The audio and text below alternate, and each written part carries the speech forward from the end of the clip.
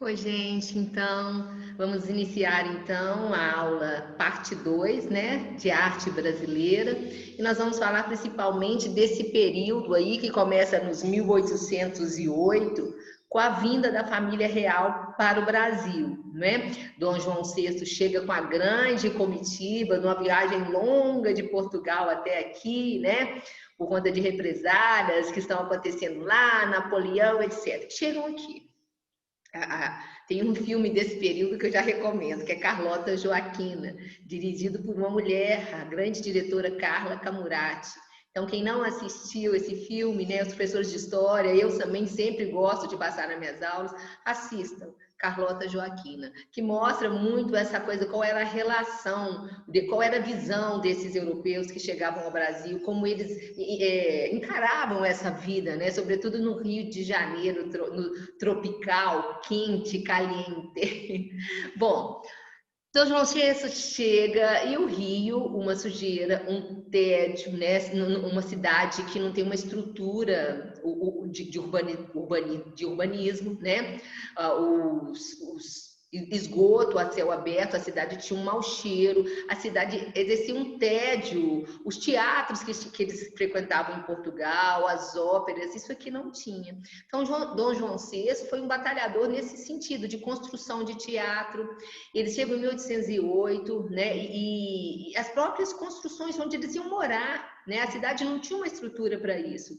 Então, em 1816, Dom João VI faz uma comitiva, né, que chega no Brasil, isso sobre a liderança dele, ele que organiza isso, é a Missão Artística Francesa. Ela chega ao Brasil em 1816. São vários profissionais, tanto artistas quanto técnicos. E eles chegam aqui no Rio de Janeiro e começam a ensinarem a arte. Qual era a arte daquela época que estava rolando na Europa? Principalmente o neoclassicismo, né? Que a gente vai ver aí nesse início de século XIX, final do Barroco, nós vimos, entra o neoclassicismo, quando a gente fez aquela revisão, né, de história da arte. Então, e o que estava rolando aqui? Qual era a arte que estava rolando? O barroco. Então, teve um choque, né? O neoclássico era uma arte laica, era uma arte que não se apoia nos temas religiosos. E aqui a gente tinha muito artesão, né? Muito santeiro. Então teve uma resistência a esses artistas que chegam. Alguns ficam, alguns voltam, alguns saem, depois tornam a vir. Né? Eles chegam em 1816, 10 anos depois, né? Tinha gente dessa equipe, graças a esse grupo, é fundado, então, a primeira escola de artes no Brasil, a primeira entidade, né, onde a gente vai ver arte acadêmica ser instaurado, a Academia Imperial de Belas Artes, né? Eu vou fazer um resumo geral, depois vou mostrar as imagens. E ainda alguns que vieram com a missão são professores, então professores dessa escola, essa escola vai formar alunos que depois são mestres, e qual é a linha, quais as escolas, quais as correntes artísticas que passaram por essa academia de arte? A princípio, o neoclassicismo, mas nós temos grandes mestres, alunos também, que passaram pelo romantismo e depois pelo realismo. Tá? Então são trabalhos geniais. E quando a gente estuda a Semana de Arte Moderna, quando a gente fala de modernismo no Brasil, a gente vê assim a fala depreciativa com relação à arte acadêmica, desprestigiando a arte acadêmica. Eu sinto muito isso quando a gente vê, até nas próprias descrições críticas, quando compara que a arte moderna era o que havia de novo, a liberdade em oposição ao tradicionalismo. Cada coisa na sua época, o tradicionalismo teve a sua história, teve o seu momento, o neoclassicismo, idem, né? A arte acadêmica, idem. E a gente tem, principalmente eram alunos, depois se transformaram em professores da academia de arte, a gente já vê ali, principalmente quando a gente vê o realismo, algumas coisas que já são consideradas modernas, na minha opinião, os temas, a maneira de enfocar. Vou mostrar a imagem para isso tudo, tá? Eu só estou abrindo aí para a gente ser mais objetivo, para a aula não ficar muito longa. Muito bem. Então eu vejo isso, assim, uma depreciação da arte desse período, como se o modernismo suplantasse uma coisa que fosse menos arte. Não existe isso, né?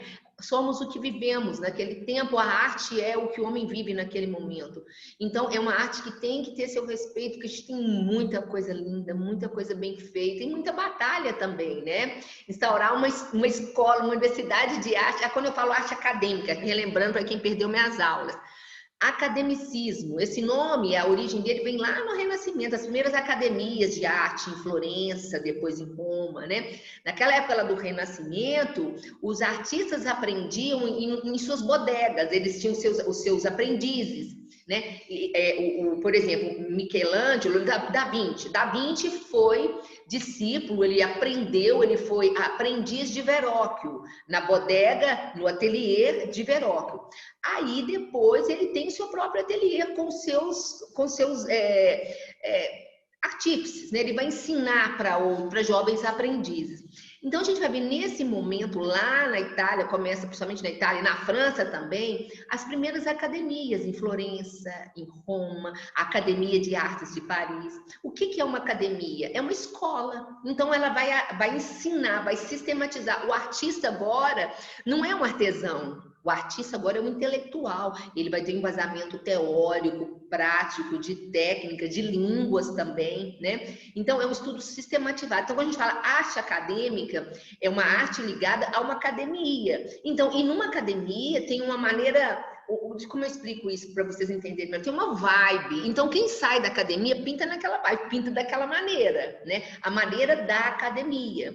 E quando chega o modernismo, a arte moderna foge disso aí. Olha, o que vale é a liberdade.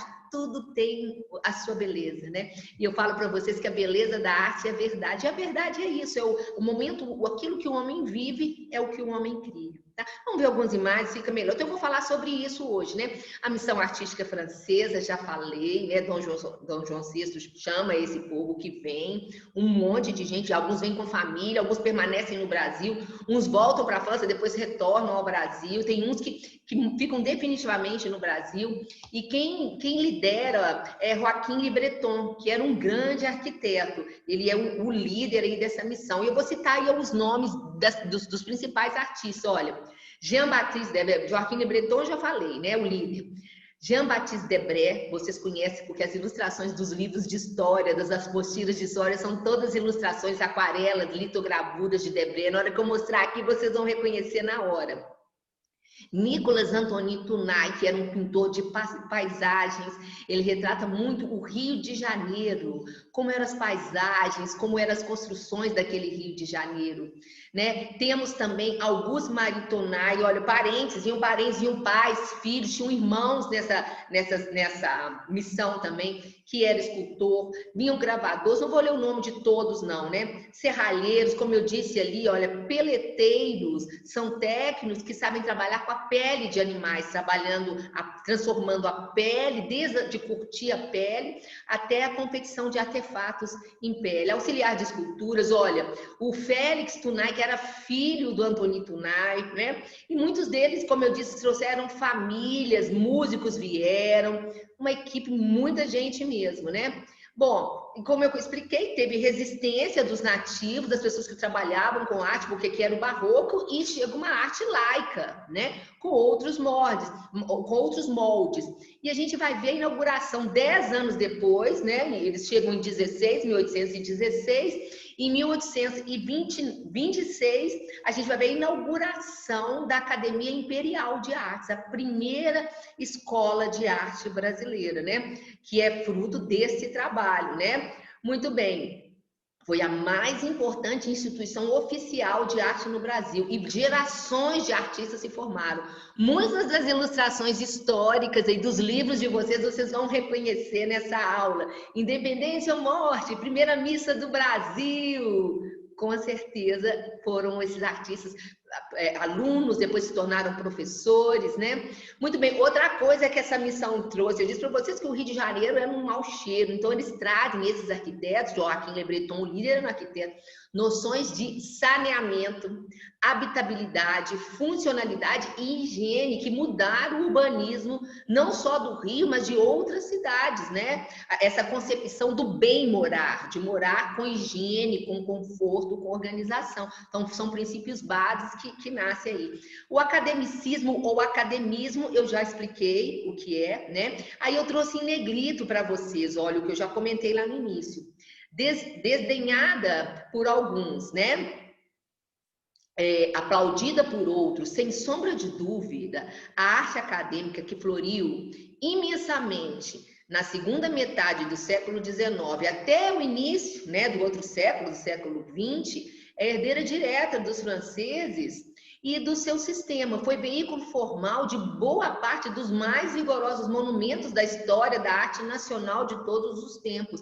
Se você visita o Rio de Janeiro, ali no centro, muitos monumentos, muitas esculturas foram feitas nesse período. Não vou mostrar todas, não vou citar alguns nomes, ó. Artistas que foram formados pela Academia Imperial de Artes, olha, eles foram formados, depois foram mestres. Vitor Meireles, Almeida Júnior, Rodolfo Amoedo, Henrique Benadelli, Pedro Américo, Eliseu Viscondes, dentre outros. Nós vamos ver a obra de alguns deles aqui, tá? E muitos são ícones, essas obras são ícones, né? Aqui vocês estão vendo o projeto de um desses arquitetos, Montigny, que veio com a missão, que fez o frontispício. O que é o frontispício? É a fachada da Academia Imperial, aos moldes do neoclassicismo. Lembram da arquitetura neoclássica? Baseado lá nas construções da Grécia e da Roma Antiga? Pois é, então não vou voltar lá, nós já estudamos a arte neoclássica, né? Hoje só resta essa fachada, só tem uma capinha. Deixa eu ver aqui nas olhas, você visita o Rio de Janeiro, né, no Jardim Botânico, você tem só um pedacinho que soprou dessa fachada, porque essa escola depois ela foi transferida, né? Mas aqui vocês, nessa foto aqui ainda conserva, né? O prédio ainda existia, com as esculturas de entrada. É muito bonito você comparar, né, a arquitetura daquela época e a de hoje, né? Muito bem, essa academia foi convertida depois na Escola Nacional de Belas Artes e depois absorvida pela Universidade Federal do Rio de Janeiro, né? No momento que o modernismo aparecia com força. Então foi transformando no que hoje é a Universidade Federal do Rio de Janeiro, né? Bom, e os trabalhos são magníficos também, vocês estão vendo pela própria arquitetura. E eu trago para vocês aí alguns dados sobre a missão, sobre Dom João VI, né? Desse museu, que hoje é Museu Nacional, Museu Imperial de Artes, né? E eu trago um pouquinho falando dessas construções. Por exemplo, Montigny faz também a Casa da Alfândega, que hoje é um centro cultural, está aí na sequência. E nesse momento também chega no Brasil com cerca, olha, vários outros artistas. Por exemplo, a gente vai ter acontecendo, vou falar que está na sequência, uma expedição chamada Expedição Langsdorff.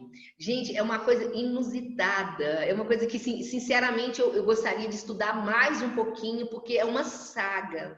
Tem bibliografia, vocês podem pesquisar, tem muitos desenhos e aquarelas feitos. O que foi essa expedição Langsdorff?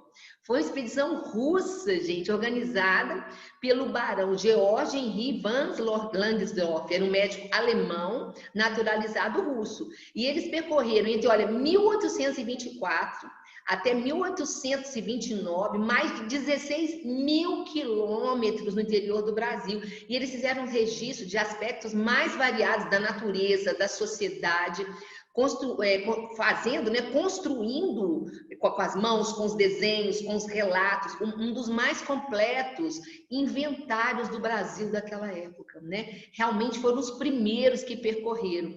E essa expedição fazia parte do esforço do governo do czar Alexandre I para reavivar aí as relações comerciais entre o Brasil e a Rússia, porque estavam meio estremecidas lá.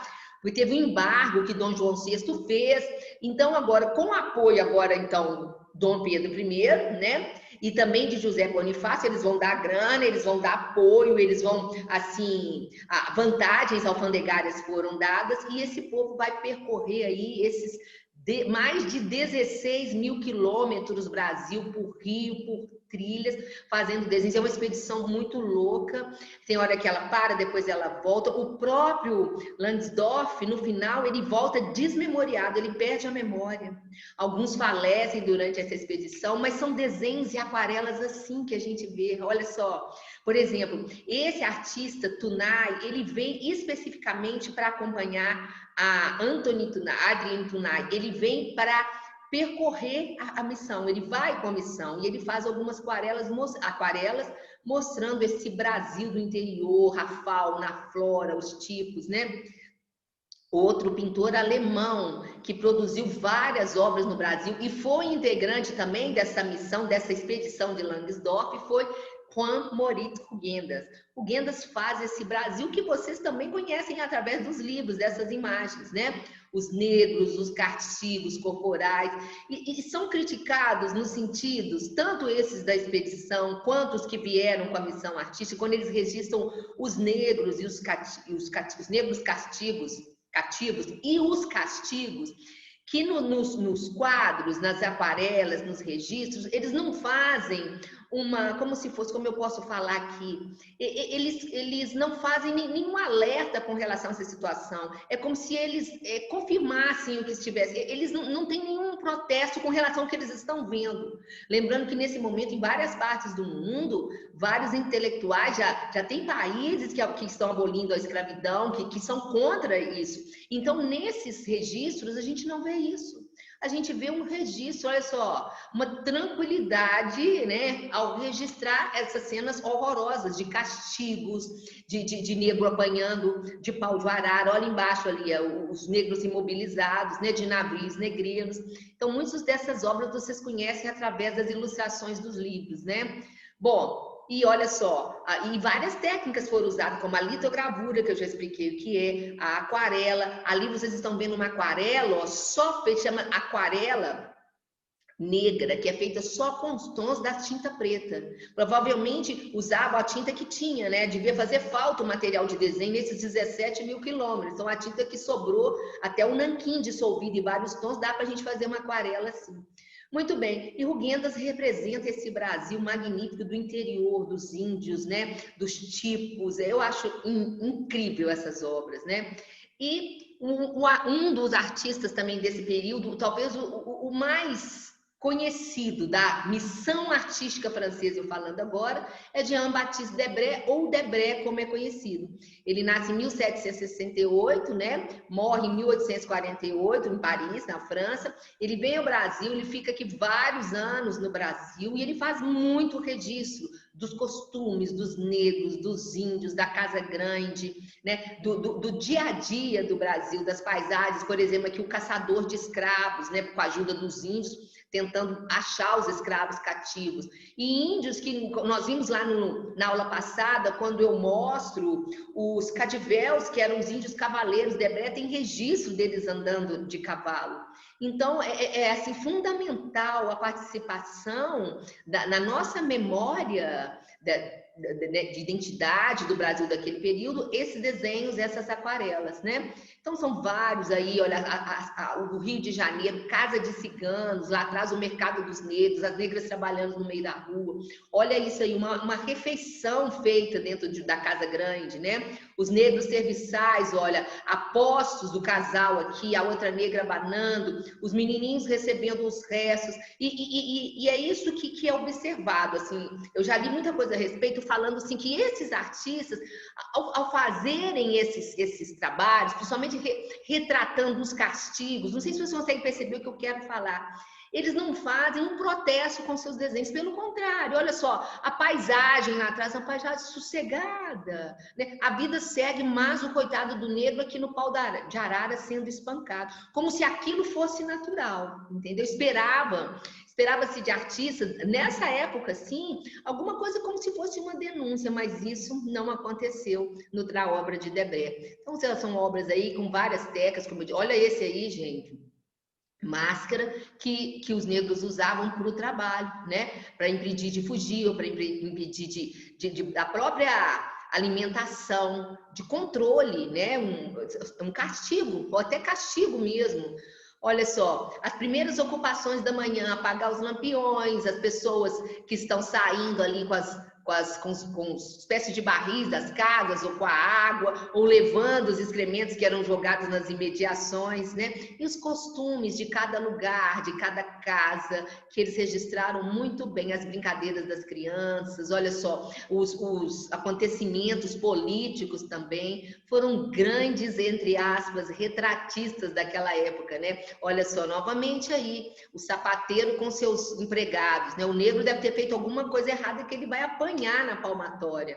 Palmatória era uma espécie de artefato de madeira, tinha uns furinhos, bem pesado, e era como se fosse um tapa na mão, mas um tapa que doía demais, então o castigo corporal. E as mordomias, né, gente? Essa relação que Debré mostra dos negros com seus senhores é uma relação de dependência, às vezes até com um toque de humor, que vocês vão ver algumas delas aí, né?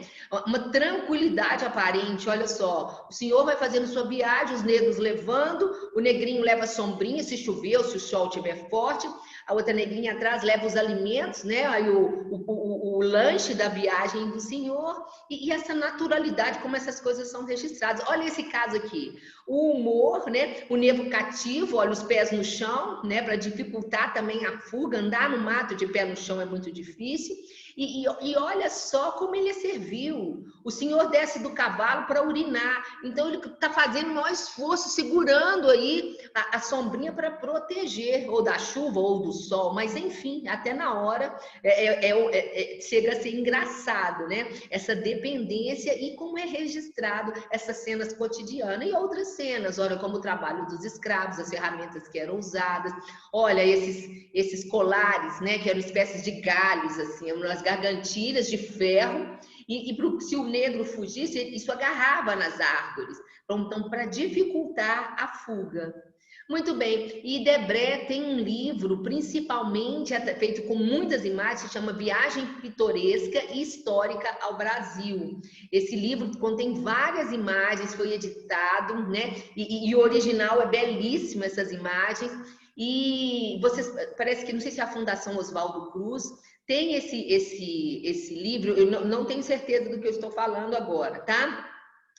Parece que eu vi há poucos dias, eu li alguma coisa a respeito, que você pode ter acesso via virtual a essa viagem pitoresca. E foi editado também. Tem algumas reedições, logicamente, adaptadas, né? Mas eu acho que muito interessante. E as esculturas desse período, né? Do estilo neoclássico, como esse busto de Dom Pedro I, feito por Marques Ferrer. Tunai, novamente, Tunai, olha, com as suas representações, Moisés salvo das águas. Então, essa estética, e qual era a estética que a gente está falando? O neoclassicismo, não é? Olha, também de Tunai, vista do Morro de Santo Antônio, olha esse Rio de Janeiro antigo, sobrado, lá na frente o Pão de Açúcar, né? Um Rio de Janeiro lá dos 1800. E aqui que eu falei para vocês, hoje é um centro cultural de Montigny, chama Casa França Brasil, era a antiga casa da alfândega, a construção, pra vocês verem o estilo, né? Bem clean, né?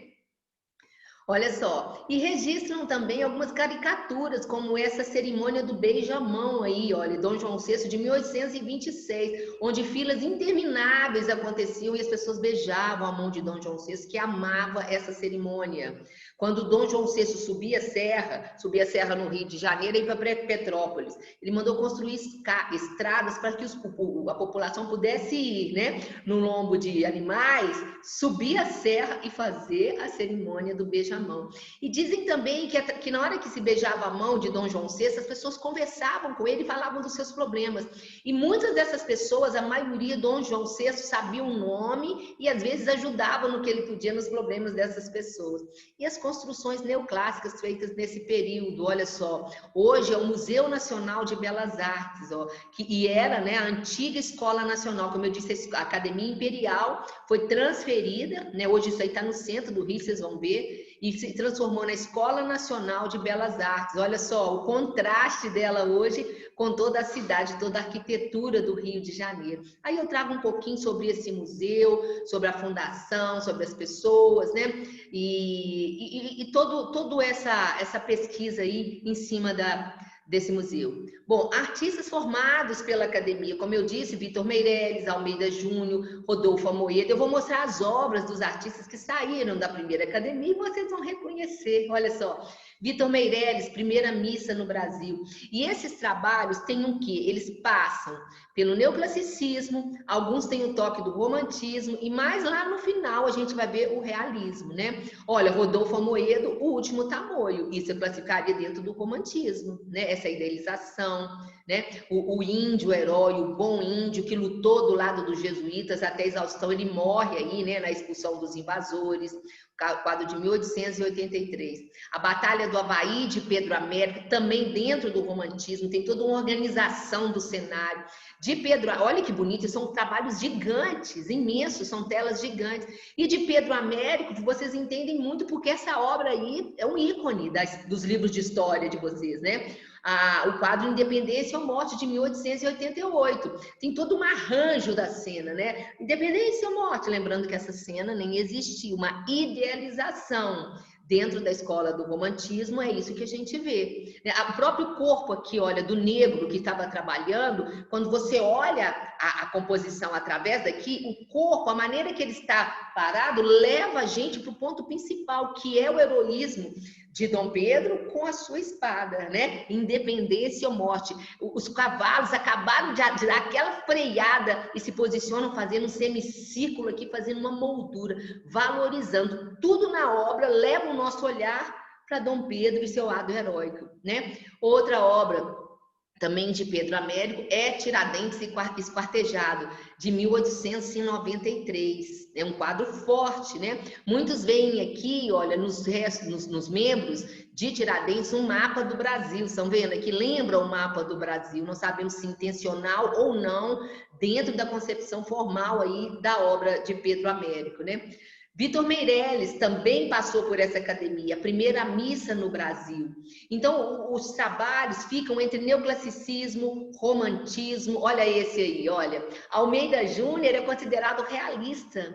Ele tem uma pegada romântica, mas basicamente os trabalhos de Almeida Júnior é em cima do realismo, mostrando aí o nosso interior, o nosso tocador da viola caipira, né? A mulher cantando, ele na janela com aquela meio preguicinha dele, né? Outro dele, bem famoso, é esse aí, ó, o pegador, desculpe, o picador de fumo, né? Carinha lá sossegado, olha só, numa manhã tranquila, picando o fumo, a palha do cigarro aqui na orelha, prestes a fazer seu cigarrinho aí artesanal com o fumo caipira, que ainda é típico do interior do Brasil, né? Muitas fazendas você vê ainda os senhorzinhos, peões fazerem o cigarro de palha com o fumo caipira. Então, e outra coisa, nesse sentido, essa obra de Almeida Júnior já é o realismo, não é? É a vida como ela é. Lembra quando a gente estudou o realismo? Então, não tem uma certa idealização, não. É o caipira quase fotográfico, picando o fumo, né? E ele valoriza esse caipira, mas não como no romantismo, colocando uma moldura. É uma luz natural, é uma luz da manhã, né? Esse caipira autêntico, que nem olha pra gente, está ali fazendo seu cigarrinho sossegado. Leitura de José Ferraz de Almeida Júnior, também dentro disso aí, é quase fotográfico, né? Então, a gente tem uma evolução, vocês viram? Do neoclassicismo, do romantismo e para o realismo. Saudade, na verdade, a gente pensa que é uma carta, né? Aqui até fala, moça lendo uma carta, mas estudos mostram que ela está vendo um papel que tem um lacre. E esse lacre era usado nas fotografias. Então, provavelmente, uma jovem viúva que olha a fotografia aí do marido falecido, né? Vocês estão vendo a expressão dela aí, os detalhes. Grandes artistas saíram, gente. E essa arte é chamada de arte acadêmica. Não pode ser menosprezada, ela tem que ser valorizada. Recado difícil. O menino vem dar um recado e ele está prestes a falar, mas ele talvez não saiba como comece. Também de Almeida Júnior. Também esse garoto com banana, olha, ele come a banana, será que ele está comendo escondido? Que ele manda a gente ficar quieto, deixa eu comer minha banana sossegado, ou não, né? Também de Almeida Júnior, olha só, o importuno.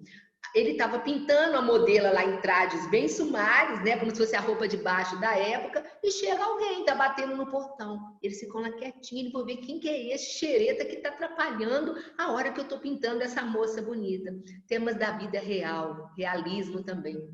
Aí eu trago um pouquinho sobre a biografia dele, de José Ferraz de Almeida Júnior, né? Ele começou muito cedo, seu talento foi reconhecido, ele conseguiu uma bolsa, ele estuda em Paris e os trabalhos dele são fantásticos, né? Olha só, o carinha lá estava molando o seu machado, ele para cumprimentar quem olhou. O realismo, né? E os seus retratos também. Vocês estão vendo que tem uma, ele vai soltando. Eu já considero os posicionamentos técnicos e até de tema mesmo de Almeida Júnior moderno. Olha isso. O menino é tão danado que está saindo da tela, está rasgando a tela, né? A Estrada também, e outros, como Bernadelli, que retrata a Tarantella. E a gente já vai vendo essa mistura, a passagem, às vezes, do realismo por uma pegada mais solta. E qual é? O que vem depois do realismo? Vamos testar a memória. Alguma coisa relacionada ao impressionismo, né? Mas estamos ainda no realismo. Olha esse, gente, de Belmiro de Almeida, a Rufus. Esse quadro, o tema dele, ele é muito... Olha só, a menina, um casal, ela tá aí dando, tipo assim, não é uma birra, ela tá chateada, né? Talvez eles tenham chegado, ela tá bem vestida, a Rosa tá no chão, ela tá aí chorando ou fazendo, né, um protesto, e ele não tá nem aí. Olha só, ele está fumando seu cachimbo, chama arrufos. Arrufos seria mais ou menos, como seria um termo hoje para vocês entenderem? Sabe quando você está dando assim, fazendo uma birra, né? Lá em Minas falava, para de dar muxoxo, menina, para de fazer muxoxo. É um termo que usava muito em Minas. Então, mais ou menos isso. Então, tem uma coisa crítica nesse quadro e incomodativa, não é, meninas? A moada. O que é a moada? Aquela menina que está assim, emburrada, que está chateada, também de Belmiro de Almeida. E olha o que eu acho para vocês, esses temas já são temas mais inusitados. Tem uma crítica por trás desses temas, né? Essa aí toda arrumadinha, mas ela está aí com alguma coisa que não está legal para ela. E uma das grandes obras de Belmiro de Almeida, A Má Notícia, né? O que ela leu que ela ficou tão chateada? Olha a organização dentro do realismo, mas lá atrás a gente já vê como que eu posso colocar para vocês? A imagem começa a ser dissolvida, não tem tanta definição lá atrás, né? E a gente já anuncia aqui nessas obras a corrente que vai vir, que já está rolando lá na Europa, que é o impressionismo. E Rodolfo Chambellan, com esse baile de fantasia, que já é modernidade pura, 1913, na minha opinião, muito antes da Semana de Arte Moderna, né? Olha só, já tem essa pegada da liberdade, o próprio tema, né? Esse giro que o palhaço dá na bailarina, né? O tanto que eles estão divertindo dentro do realismo, mas já tem essa pegada do impressionismo, não tenho dúvida, não tenho dúvida. A maneira que é retratado o fundo, a indefinição, então tudo vai caminhando, né? E outros trabalhos do mesmo artista, olha só, do Carlos Chambellan, Leitura no Ateliê, né? Olha essa. O dia seguinte, aquele dia, quando termina o carnaval, todo mundo de ressaca, já limpando a rua, isso já é modernidade, 1913, mas né, nem teve ainda a Semana de Arte Moderna, eu acho fantástico. E o grande Eliseu Visconti, que traz para o Brasil o impressionismo. Primeira exposição de arte que eu vi ao vivo na minha vida foi quando eu fui sozinha no centro, em Belo Horizonte, tinha uma exposição no Palácio das Artes, de Eliseu Visconti. Isso aí, que anos era? Anos 70. E eles trouxeram quadros que vieram do Rio, né, de museus do Rio, e fizeram essa exposição, Rio e São Paulo. Lindos, impressionismo. Foi a primeira vez que eu vi um quadro, assim, são quadros grandes, né? E principalmente esse aqui, tem uma do Varal, que era maravilhoso, a mulher colocando, não sei se esse... Eu fiquei encantada com essa obra, a maneira do sol, do brilho e a vanguarda impressionista nós já estudamos. Então, Eliseu Visconti, ele estuda fora, ele tem descendência de imigrantes, ele vai estudar fora, mas ele volta e traz o impressionismo ao Brasil. Olha que obras lindas, né? Todas essas são de Eliseu Visconti. E é dele, gente, esse pano de boca do Teatro Municipal do Rio de Janeiro. O que é pano de boca? É a cortina que fecha o palco. É uma obra incrível que ele faz. Eu trago aí todos os detalhes dela, vocês vão ver com calma, né? É uma alegoria onde aparecem várias pessoas, Dom Pedro, várias pessoas, Orfeu aparece, Homero, a Grécia Antiga, Michelangelo, né? São vários personagens que aparecem aí nesse pano de fundo. Vocês podem ler um pouquinho aí, né? Eu não vou falar muito sobre o pano de boca, mas olha só, a concepção, qual é a escola, qual é a concepção que ele pinta esse pano de boca do teatro do Municipal do Rio de Janeiro? Dentro da concepção neoclassicista, né? Que é a formação. Mas a gente já vê também um pouquinho, olha só, quando as pinceladas vão soltando, se vocês olharem de pertinho, é esse anúncio do que vai vir por aí, né? A modernidade, dentro ainda da arte acadêmica. Né? É como se você estivesse com o pé lá. E todos esses símbolos que eu não vou falar sobre eles agora, senão a aula vai ficar muito longa. Estou me avisando aqui do meu tempo, que já está terminando, mas eu prometo voltar nesse assunto e vocês podem ler todas essas personagens, todas essas alegorias, alegorias sobre a arte, né? Na verdade, essa personagem aqui, a Lada, ou essa que aparece central, é a arte. E ao redor dela uma multidão de pensadores, de artistas, vocês podem ler aqui a relação e a numeração, tá? Bom, Semana de Arte Moderna, vou parar por aqui, porque já tem uma aula sobre Semana de Arte Moderna aí pronta para vocês, tá? Espero ter ajudado vocês nessa parte que a gente viu lá da chegada de Dom João VI com a sua... Quando ele vem com a família real, depois ele traz a missão artística francesa, né? E eles transformam o ensino da arte e a arte brasileira. E muito importante essa parte da nossa história, que é o academicismo. E a gente viu que dentro do academicismo, nessas últimas obras que eu mostro, dentro do realismo, a gente já vê uma pegada que anuncia o impressionismo. O próprio impressionismo chega com Eliseu Visconti, né? Bom, pessoal, super bem-vindos. Espero ter ajudado nessa revisão aí. Continuamos aí com a Semana de Arte Moderna, nossa próxima aula, tá? Beijo!